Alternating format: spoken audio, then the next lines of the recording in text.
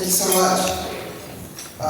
Pleasure to be able to speak with you guys. Honestly, a lot of the recruitment, success that we've had, I would not have if I were in the U.S. And I almost feel like I probably wouldn't be asked to do this speech if I weren't in Okinawa, so I just feel really privileged to be here and speak with you all. A couple questions I want to ask just to get a gauge of the room. How many people have, or either own their own companies or have started a company in the past? A couple of entrepreneurs. Okay, and then how many people do recruiting or have done some recruiting? Wow, okay, quite a bit. And anyone who's done it as an actual headhunter? Okay, great. Okay, well then that'll help me have a better understanding. The other thing is, please interrupt me at any time. I'll actually do this in two phases. The first is I'll just go through relatively quickly my background, and then I'll talk about the main topic. And then at the end I'll talk a little bit about the other activities that we do, mainly focused on Okinawa. But if at any time you have a question or comment or anything, please feel free to raise your hand in the middle. It won't startle me, or it's probably be more interesting for the entire group as well. So my background is, I'm from, well actually, does anyone know where this is? Anyone have an idea of this? San Francisco. So this, I'm from the Bay Area. I'm not sure if it helps to take this off. So I'm originally from Silicon Valley. Silicon Valley was not really Silicon Valley as people know it when I was growing up. So I went off to the university in the late 1980s.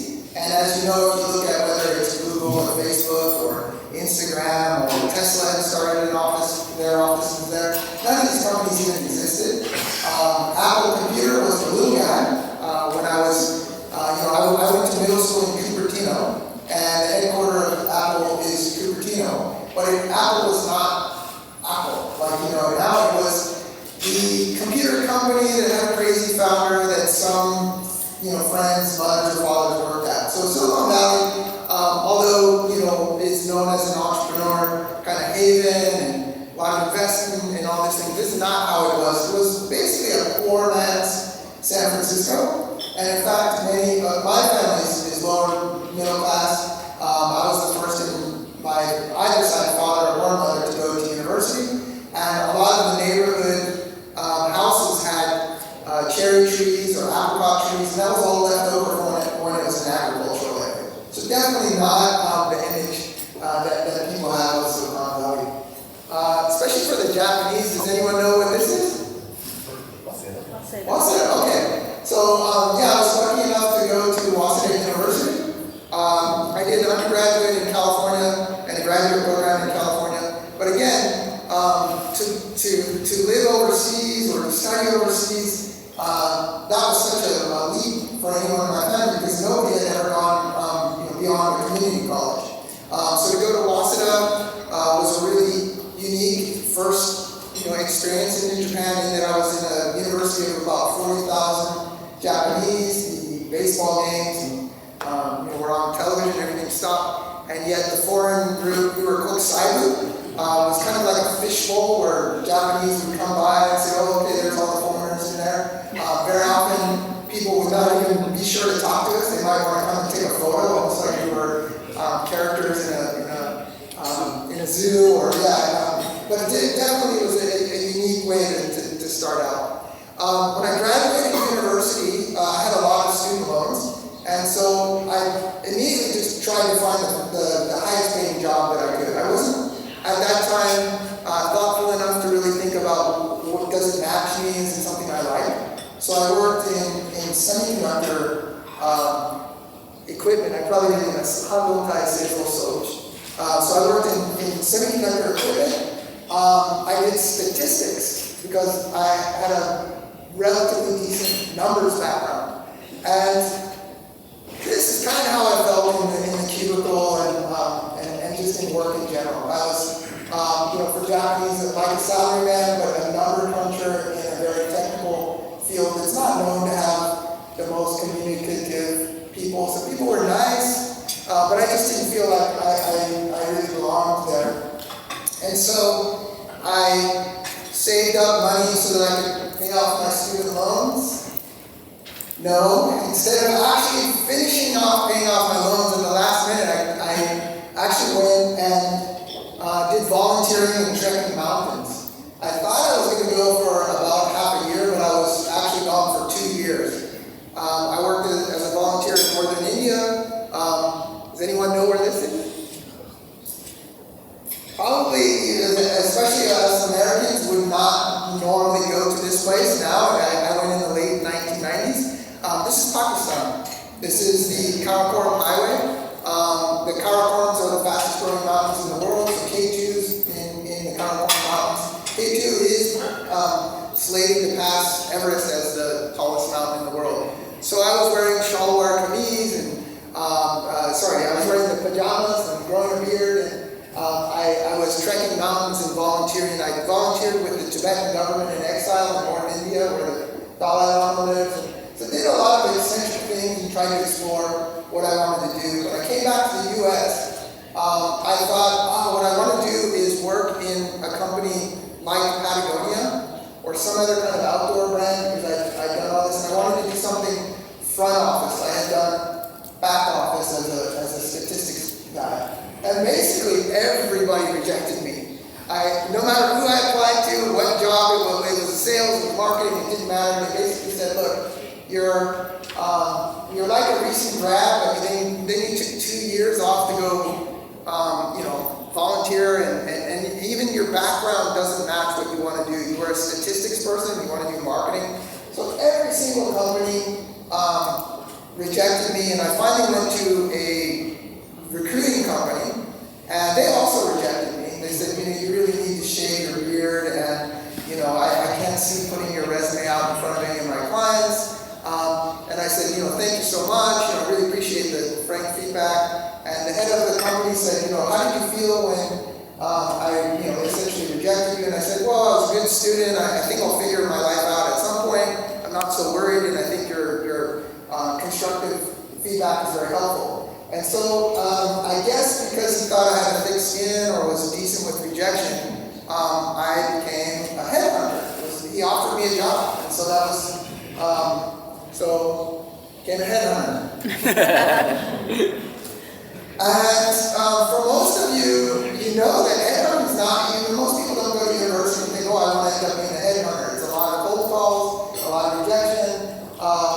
And even in my case, I had a good mentor. The first woman that mentored me, she mentored me in headhunting. And I always make the distinction between, job placement helps people find jobs. Recruiting is kind of the general term. Headhunting is really pinpoint, and she taught me in real pinpoint search. But I was in an office in Seattle, not in California anymore. I was where my parents and sister had moved up to. I didn't have a lot of connections there, and didn't really feel connected. And so I kind of just had a series of, although I was a decent recruiter, failures in figuring out exactly how I wanted to do it. And it was usually going from, recruitment comes, so this is me, kind of my, image of how I felt. I was always missing. Didn't feel like I was in the right place. And finally, the last recruiting company that I worked at, I thought I was fairly successful, although they did say, hey, you're a bit of an elephant hunter, and then they very much made it clear, look, our business model is not going after high-level executives and presidents.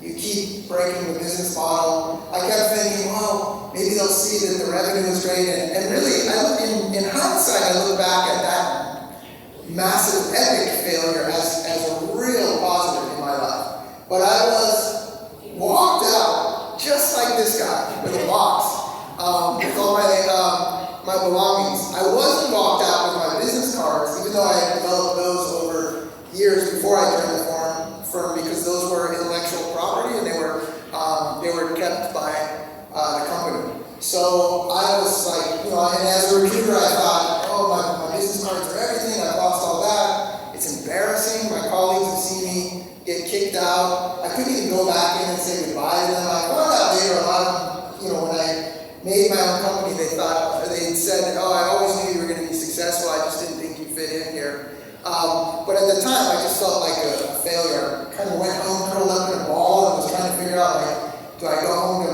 mommy's house? Do I stay in Japan? I wasn't really sure what to do. So it wasn't with a lot of momentum that I actually started a company. So I went in and I didn't have even money to pay, my rent as I was building up the company. So very often I would go out to dinners with friends and I would say, can I pay on my credit card? Because you can't pay your rent on your credit card. I had one time where I was in a group, there was a friend of a friend, and he said, oh, I understand, you want to get the credit card points. And I just, didn't have the energy to explain, no, that's not it. I can't actually pay my rent if I don't do this. So I was in a pretty, dire spot when I started the company. But then I just took the leap of faith and I started the company, and shockingly, we had relatively fast success. I had already been a decent recruiter, and it was just a question of could I run my own company, and I thought, I had no idea. I was quite scared of failing yet again, so the first 21 months I didn't take a day off. I worked on weekends, and I'd almost wake up with my computer. The only breaks that I would take were to eat, to exercise, because I had at least a sense that I shouldn't give up that. But otherwise, I was just working for the first 21 months. And the company just, it seemed like I was lucky the first year, and then lucky the second year, and then 9 years later, we haven't had a bad year. We actually had our record years back to back to back when COVID hit. And I hope I don't disappoint not only Daniel, but everybody in that the recruiting that I do is so niche that it would actually be probably best and for free if we answer questions about the particular recruiting that you're doing, and if that's of any value, then I'd love to do that as a unpaid consultant. But our recruitment is much more. I'm not sure why half of that's blocked off. I guess one company's shy or somehow not on the screen there. But these are the kinds of companies that we've recently found presidents for. So Trek Bicycles, we just found their president. They're voted on Forbes magazine 100 best places to work. Burton Snowboards, we found their president. For Anytime Fitness, we actually found their head of Asia.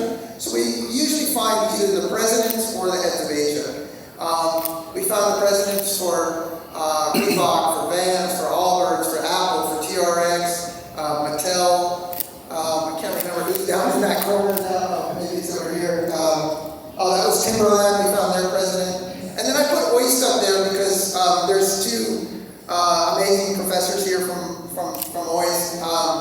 That was one of many times in my career where I've had somebody that I met through more of a personal way, and then they said, by the way, we have this search that's been going on for 6 months with a retainer out and 2 different agencies, and they can't seem to find the person. And then we were lucky enough, touch wood, knock on wood, to find the vice president in 2 months. And when I say find, we found the person who ended up getting the job. The actual process took a couple more months.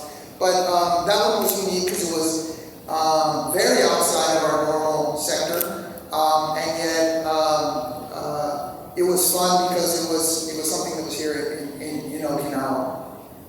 A couple other things that is kind of a trend that we tend to do when we have success in a certain field. We tend to see, hey, what else can we do in this field? So I had never worked for an entertainment / toy company. An ex-Nike person, because that's more my field, sport, outdoor, lifestyle brands. An ex-Nike person became the head of Mattel for Asia. They were just coming out with the Barbie movie, and so they said, hey, can you find us a president? I said, look, I don't usually work with entertainment and toy companies, but we were able to find that president. And so then we worked with their billionaire,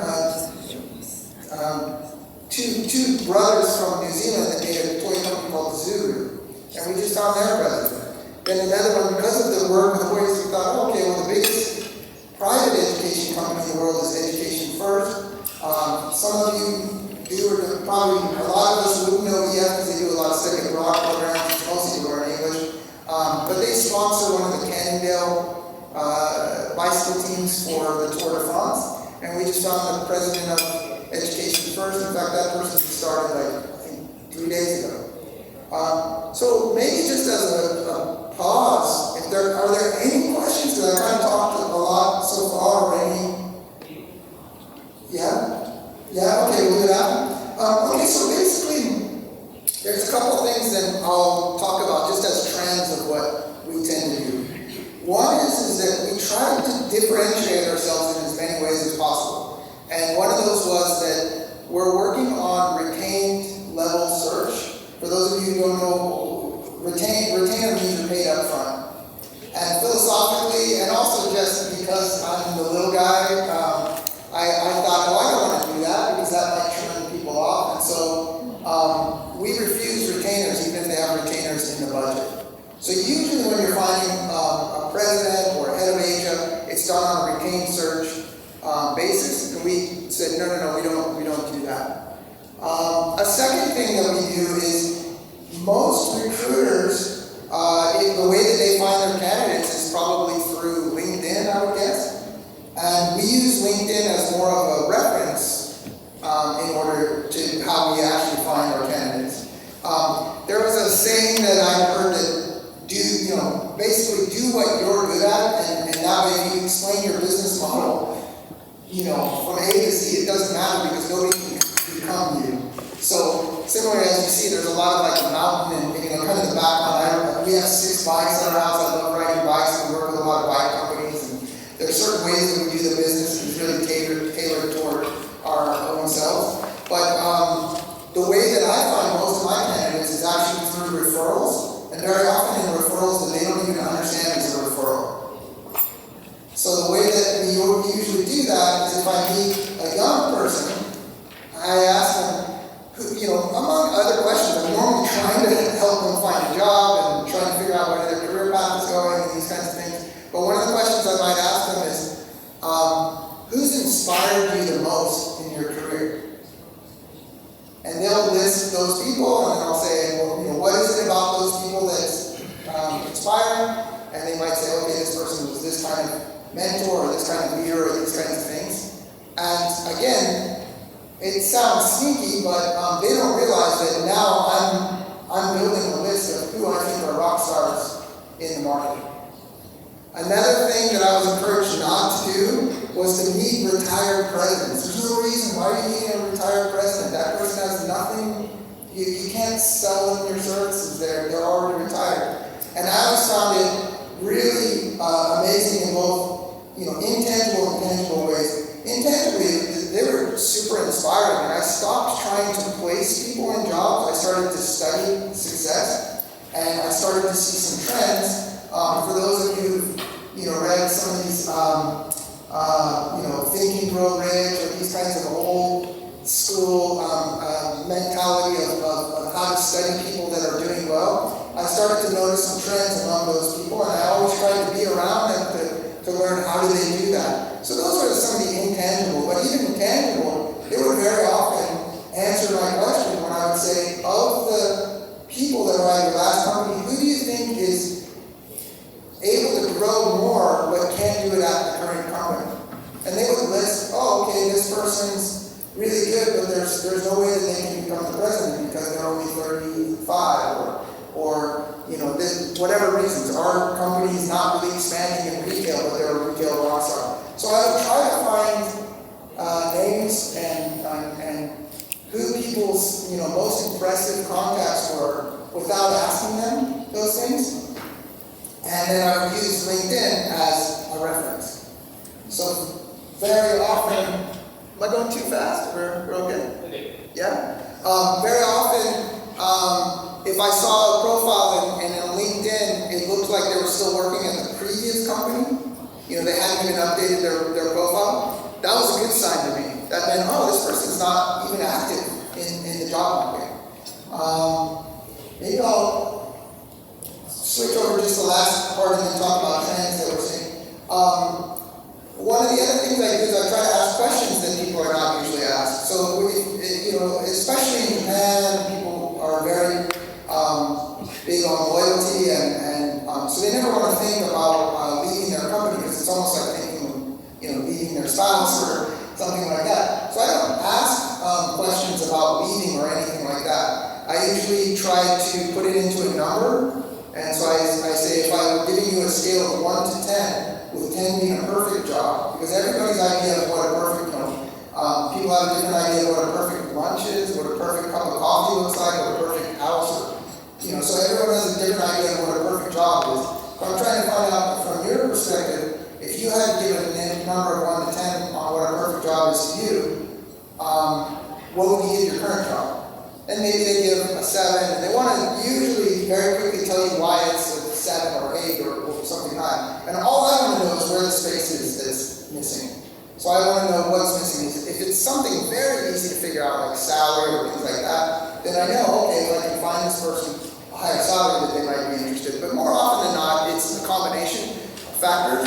And now I've basically answered my question, which is, what would make you leave your current job?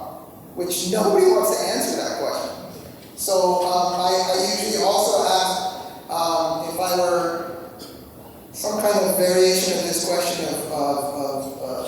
not the Aladdin, the genie. If I were the genie and I could create a conversation with any brand that you could talk to, not necessarily that you want to work there, but which brands are you most interested in? And then they might start explaining certain companies, and that gives me also an insight of actually which companies they might want to go to. I hope that's not too fast, and kind of about the trends that I'd like to talk about. One of the major things that I notice in headhunting is if you're doing the job right, you shouldn't actually ever worry about how the market is. To give an example, during even before the Tokyo Olympics were announced, I was already focused on digital, because I saw the digital progress that was going with shopping and different things that was happening outside of Japan. And I saw a lot of Japanese still, wanted to get the bag and the bow and everything. And I thought, okay, this is probably going to change and you can get better price points. So I started focusing on digital. And then you had the Tokyo Olympics announced. And so that meant that all these companies were now suddenly trying to scramble for retail space. And then COVID hit. And so everyone went right back to the digital focus. And they were closing up their retail shops, or less emphasis on the retail shops. And then COVID, became less scary and went away, or however you want to phrase it. People are definitely now much more focused on the inbound tourists. And so we again had to shift gears in what we're doing. So usually what we do is not try to guess too much on the trends, but just know that we should be able to pivot no matter what happens. Similarly with clients, sometimes a client that you love, Apple's a great example, just moves to an all in-house recruiting system, and they're not going to work with me as a partner no matter what. Sounds very vicious, but in those cases, then you need to go, okay, let's move them from the client list to my target list. And sometimes it's a little more, I've showed up at offices and people say, you can have a bad meeting. I try to look at it as you can never have a bad meeting with a client. Because if you show up to the meeting with the client, and the client is absolutely terrible, and they say, look, we're never going to work with you, we like to set a recruiter, blah, blah, blah. You can just say, okay, great, how's your business going? And they'll say, oh, it's going really well. Well, where are you seeing the growth? Oh, we're seeing it online. And okay, good, well, if anything changes, let me know. And just like, literally, as I'm walking back to wherever I'm going, I'm looking up who's their e-commerce head, who's their digital marketing head, because these are the people that are driving the growth of the company. And it's almost a duty as a headhunter to pull out the people from either an obnoxious boss or a company that's just not willing to work with you. So I try to look at it as like, it doesn't really matter what they throw at me, I should be able to find a positive out of that. the other trends that I'll say, that was actually in our, in the leaflet there, talks about salaries are going up. They're absolutely going up, especially within Gaishke, with the international companies. Part of that is because of the weak yen, but part of it is a historical kind of stagnation of salaries in Japan, and so we're starting to see some of those rise up. I'm also starting to see a shockingly high number of APAC heads based out of Tokyo. So we placed, I didn't put those up there, but we placed the Asia head for Amer Winter Sports. That person covers atomic and solid. And that made sense to me in Tokyo because there's more powdered snow in Tokyo than the rest of Asia combined. We also placed an Asia head at TaylorMade Golf, which I didn't put up there. And that also made sense to be in Tokyo because the golf is, there's more golf fanatics in Japan, or more golf courses and things like that. But we're starting to see it with a lot of Asia HQ agnostic companies that say, I'll put it in Tokyo, not just because the yen is depreciated, but also because of the relative comfort that executives seem to have, as opposed to, let's say, for example, Hong Kong, which was a more logical choice, let's say 15 or 20 years ago. So those are some of the trends that we're seeing. And maybe I'll move on to kind of what we've done since the company's done well is try to keep the company going. So again, when I moved down to Okinawa, it was a temporary, just let's see how this goes. I thought if the company stays at 70%, I might stay here. If it drops below 50%, we might go back to Tokyo. We had these back-to-back record years, so I said, okay, I'm definitely going to stay here.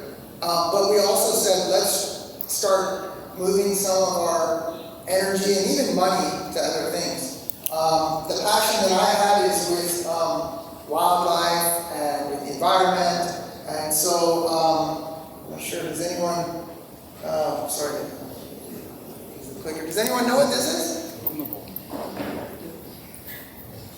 Yeah?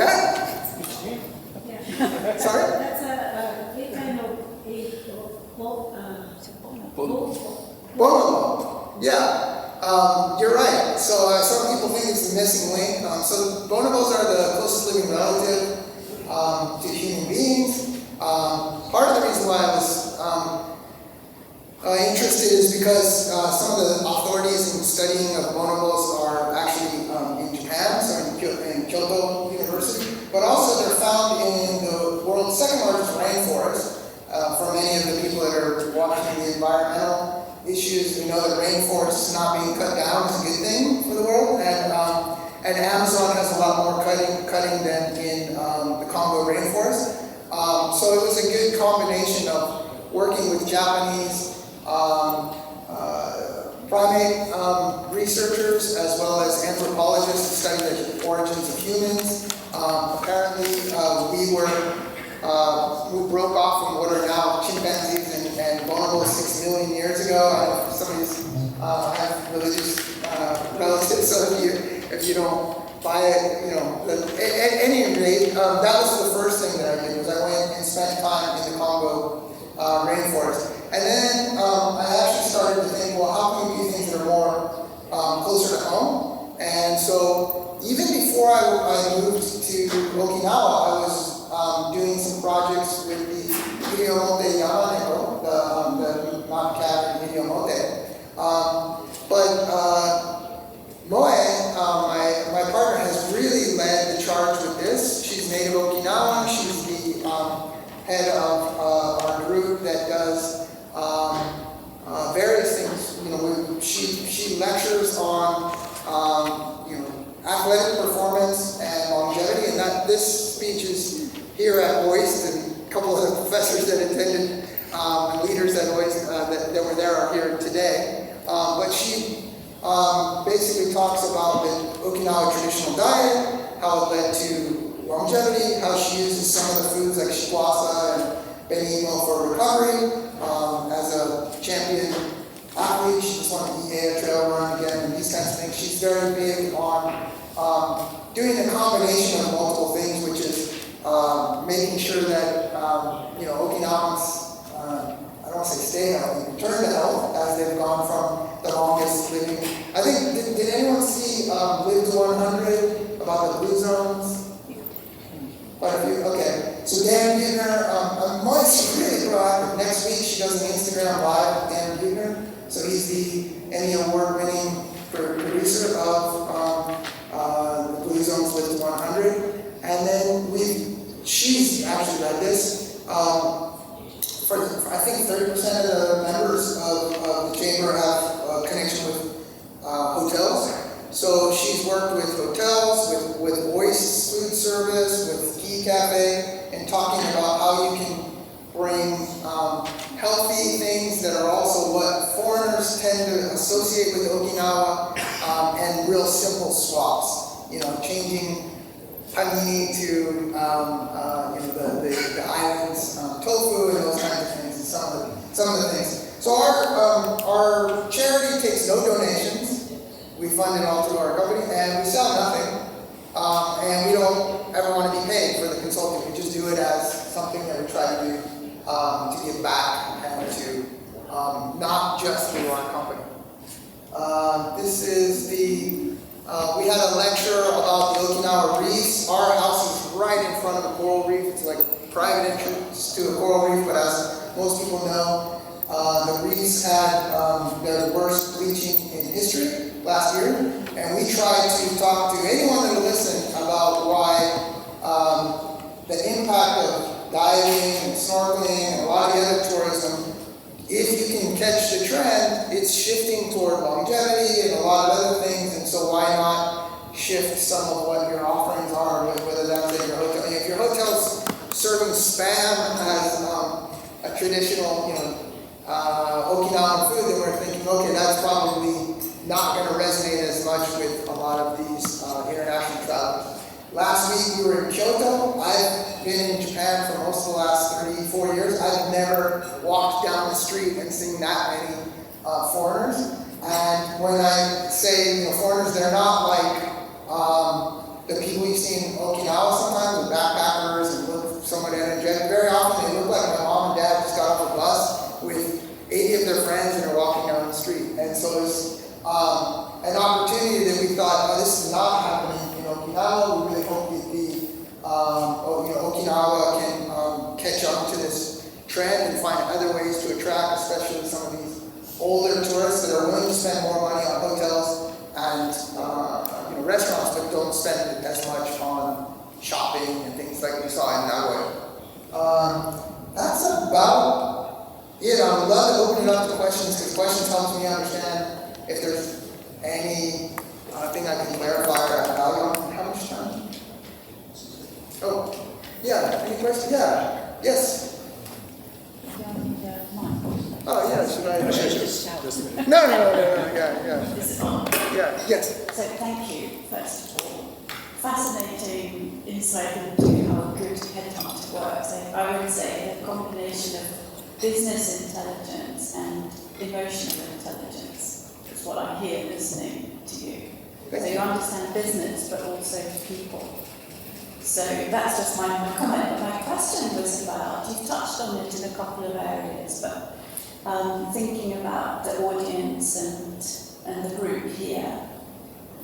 And it's really about what reflections you might have on your location in Okinawa, on how it affects how you do your business, both sort of observations about recruiting for Okinawa, but also setting up a business in Okinawa, and what the kind of particular impact has been for you, would you say, on being in Okinawa rather than Tokyo or somewhere in Australia, or I don't know. So I'd be very interested to hear about the location, the impacts of location.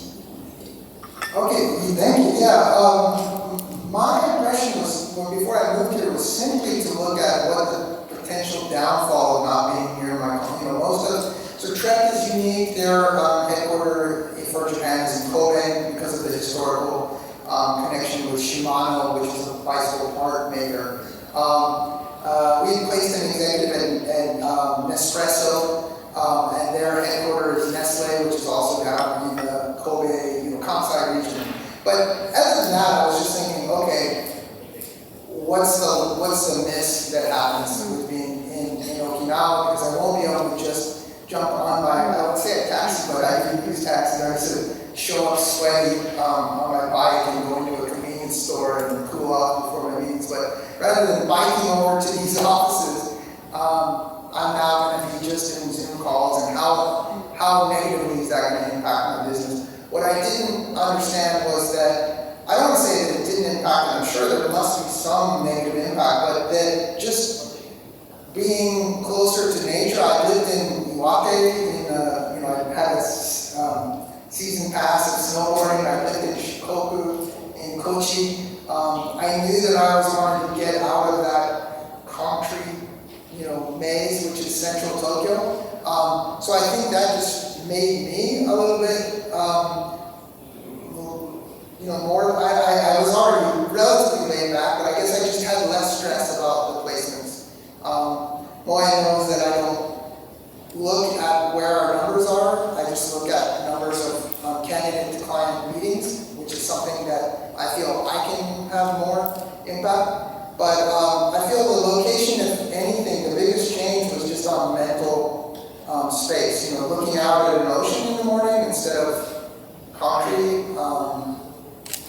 I spend a lot of time gardening, so you think, okay, how does that help recruiting? But I think it does, because the interviews are so stressful, and you're making, whether that's bringing somebody to Japan or having someone change their job, the actual interview process is like, whether the analogy to dating or whatever, it's constantly a stressful situation. So for me to just be that much less stressed made the interviews a little bit easier. And then also people just like to know this weird person in Okinawa who's actually representing me instead of one other recruiter. So I think it's also had a little bit of a novelty change, but I don't think it changed in terms of like business, in terms of like, OIST was such a unique situation. I don't see our business growing so much in Okinawa. Or even years, I don't think they would be a major client, so it's not really changed that much. Any time? Yeah. A supplementary, which Yes. is how that, if you're wanting to employ in Okinawa, how do those sort of aspects, is it that it's an issue for OIST, recruiting people in Okinawa, so for certain types of sector, so are the things you described, how strong a recruitment tool can that Great question. Yeah, so I think the short answer to that is that's kind of why you want to have multiple contacts and cast a wide net, because there'll be certain people that are turned on and turned off by the same thing.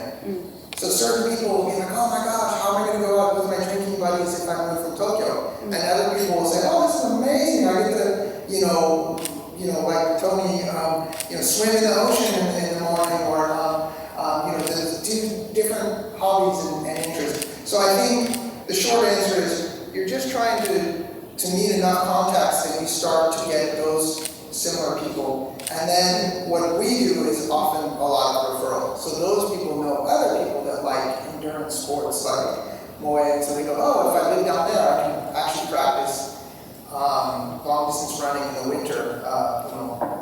Hopefully, have typhoons all the time. Yeah, it's great questions. Any other questions about recruitment or trends or anything in general? Actually, now I hear you talking about how you interview and talk to people.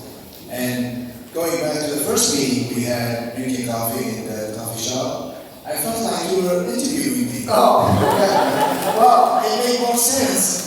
They asked and asked and asked and asked. And of course, I got to know Eric from the chamber, and we become friends, and he's introducing actually more of the CEOs and the president who's there this year, and next year is going to be some of them our guest speakers, so I really appreciate it. But some of those people who we've been talking to, when they know that they're going to come to Okinawa, they immediately say, oh, absolutely. And they're coming from other parts of the world. It's not only in Japan, not from Tokyo. They're coming from Hong Kong, from Germany. And they would just love to come to Okinawa because Okinawa has already a lot of media talks about and the life expectancy and the blue zone. So I don't think you're going to have a hard time recruiting people in Okinawa. Yeah. So going back to the beginning, you said how you moved in the university and how you figured out to start this headhunting. So there's no curriculum or there's no course in university teaching how to do headhunting. Not that I know of. I think it's similar with real estate, like whether that's stockbroker or things like that. I think for a lot of those jobs where people actually, in very many cases, end up making multiple times what their counterparts might make with the same intelligence. I think there ends up being a lot of sink or swim type of mentality where you throw a bunch of people into the job, and those who give up and stop picking up the phones get escorted out, or in my case, for other reasons get escorted out. But I think, it's more of a sink or swim type of industry. Yeah, see, and it's also very difficult, and you made it out on your own. I mean, it's just from learning how to expel and start this business and figure out how to do it, and coming all the way to Okinawa. By the way, everybody's listening to Eric talking about we. Actually, his partner is sitting right here. May I introduce her? Yeah, absolutely. Oyemi, please stand up. And she has been also a partner with Eric here in Okinawa, and she's been influential in this company. So I just want to introduce her.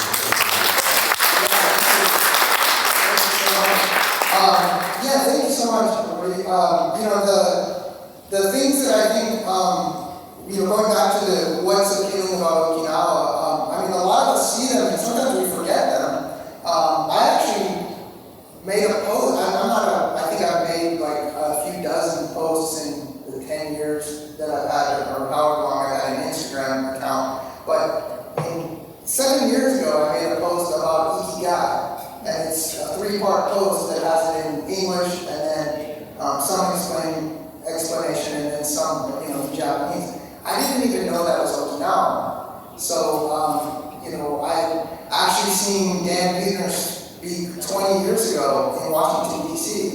And I knew that he was talking about Okinawa, but I didn't anticipate coming here being so, I feel bad, but I learned more history about Okinawa today at our table. I think for people who love history, fascinating history, love nature, there was a gentleman earlier that was talking about the karaoke. So many of us, older Americans, or maybe younger Americans might know who Mr. Miyagi was and the Karate Kid. So I think there is a lot of appeal for Okinawa in terms of, location, history, and also just the way you feel here. For those of you who spent time in a city where you had to get on a train every morning, you're back in and rushing around, you can just see the number of smiles is a lot less, naturally so. So I agree that this is a good spot and very open-minded, and the English level is high as well here, so I think it's a great spot to be. Any more questions? 日本語質問したい方はどうぞぜひ質問してください。また通訳のフレンディーインタープレーターやってくれます。Okay, when recruiting somebody from Europe or US to Japan, we understand there's a lot of culture differences. Is your job also explaining to them what they're going to step into? Or it's just given to their experience when they come here? There's so many rules and regulations. Like in the military, when they come to the bases, they give them like a list, do and don't. Do you do that also on that part? Yeah, so thank you for the question. So I probably didn't go into too much of this in detail, but 2010 to recruit international students. After I had been the manager of international student recruitment for the largest, it was actually for Temple, we had a SU. So I was recruiting international students, and I decided, okay, I'll make a company and work with my old types of universities like Waseda, where I went, and Meiji and ICU and these kinds of things. And the short answer is, in what I do right now, it's mostly executives that are already in the city that they're going to be in. So we did place the vice president of e-commerce at Adidas, and that was an overseas expat. But that's a real rarity. During the time that I was recruiting students, however, we were often talking to them about what the culture would be like and all of those things.